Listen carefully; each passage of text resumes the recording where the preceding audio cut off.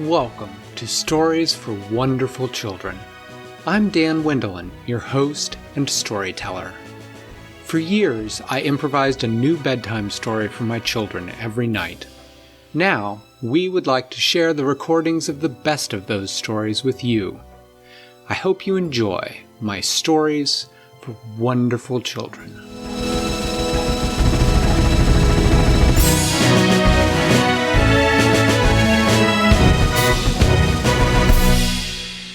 There was a kingdom far away and long ago named Fahd.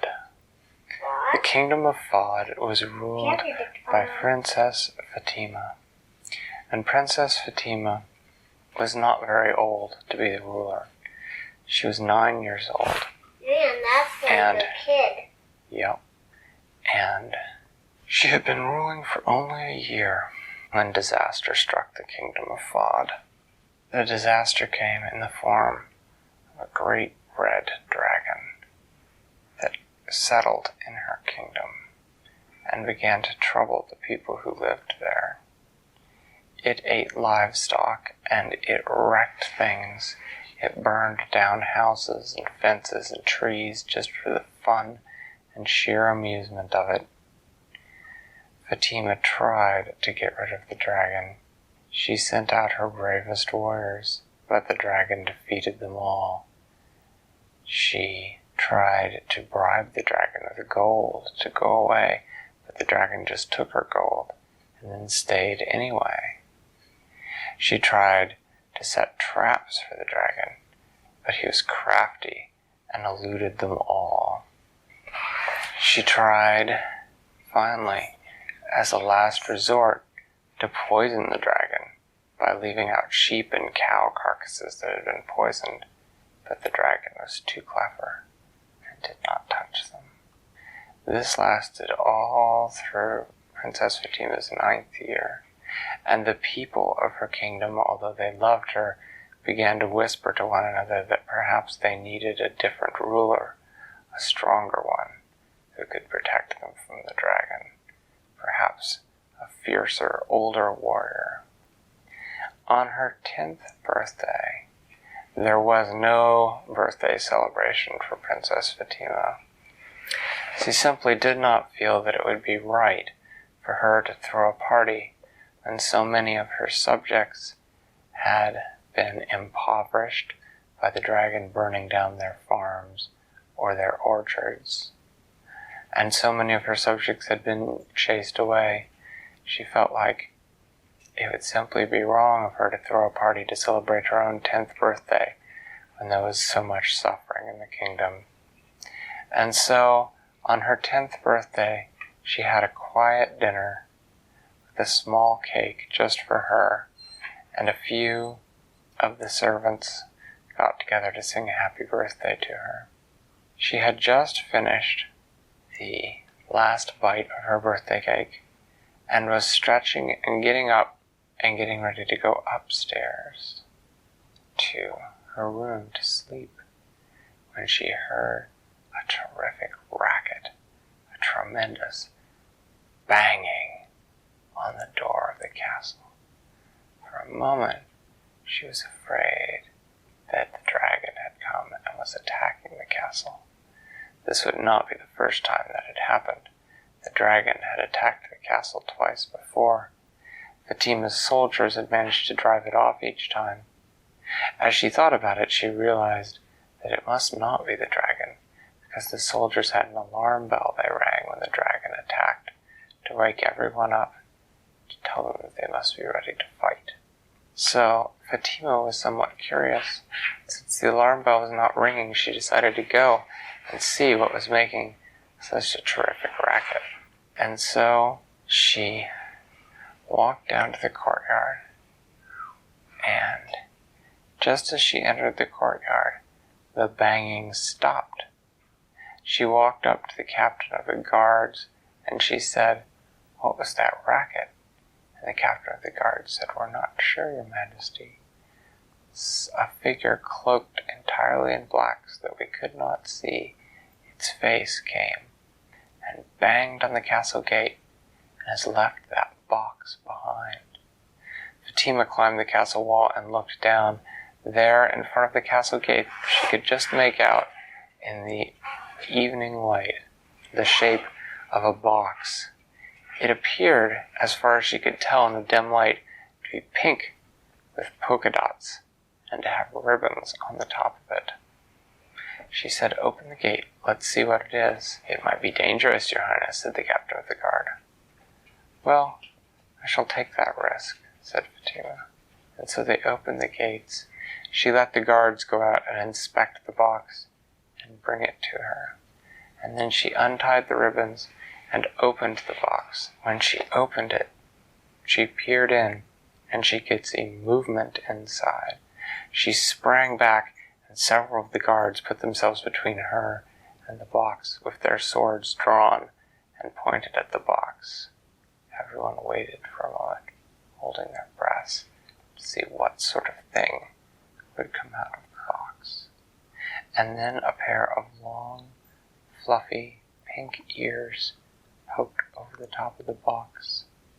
They went up and up, and then the top of a fluffy pink head also peeked over the box, with eyes staring around wildly.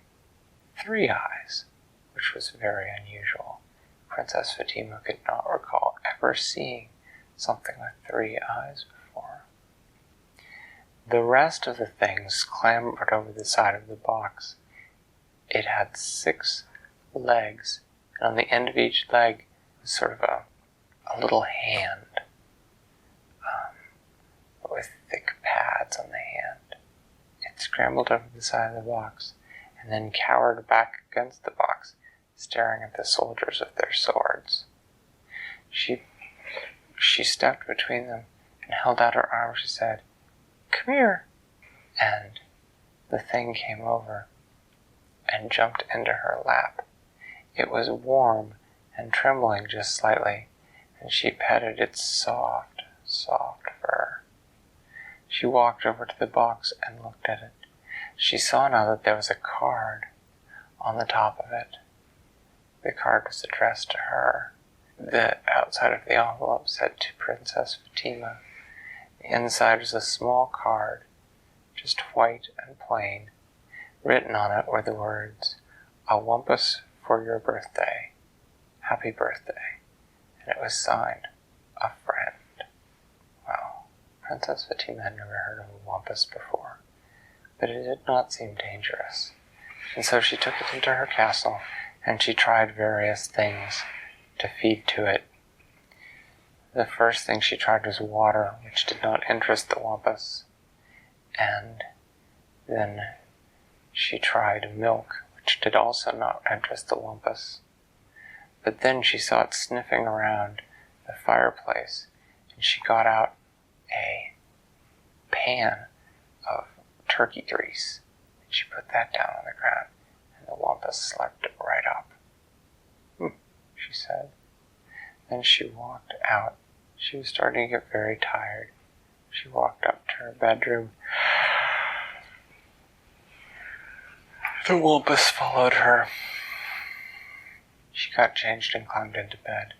The Wumpus climbed under her pillow, curled up, and went to sleep with a soft sort of purring noise.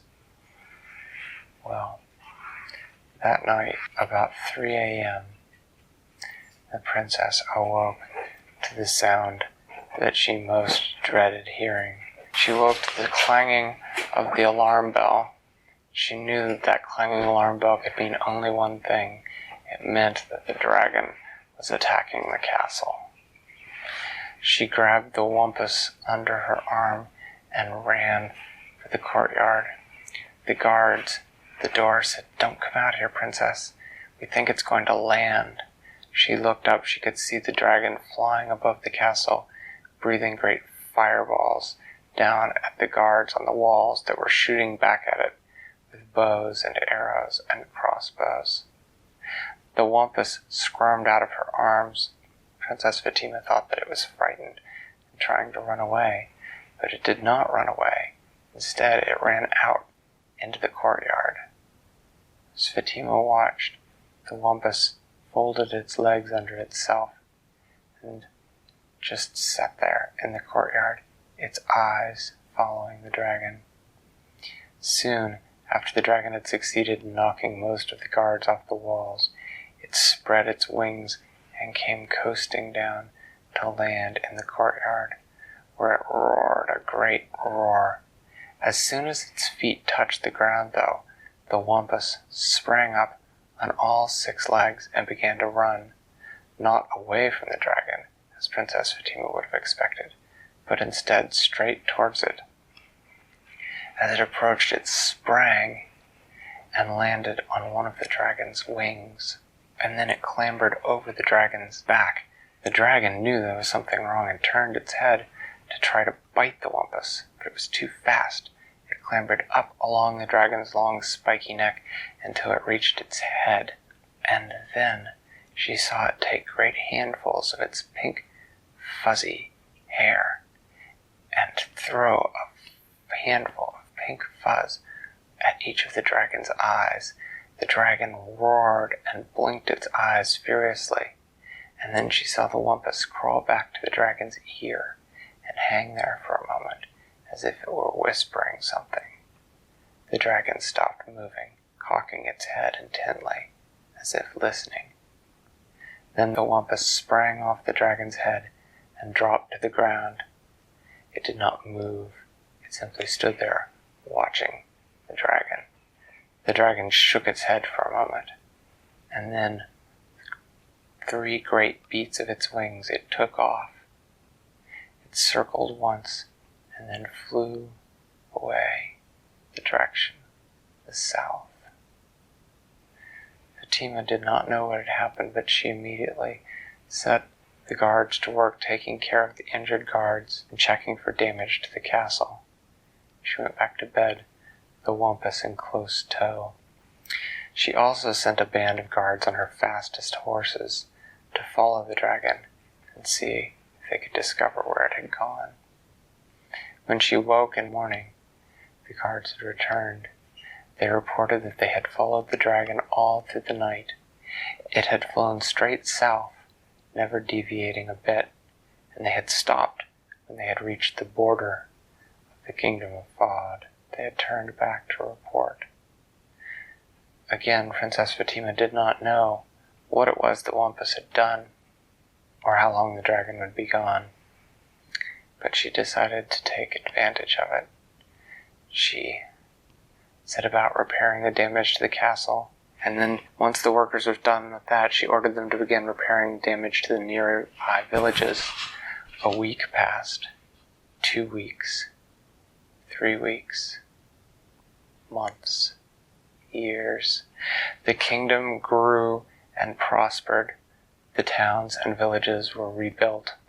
The Wumpus grew to be roughly the size of a small horse, and it allowed Princess Fatima to ride on its back, but only Princess Fatima. No others were afforded that privilege.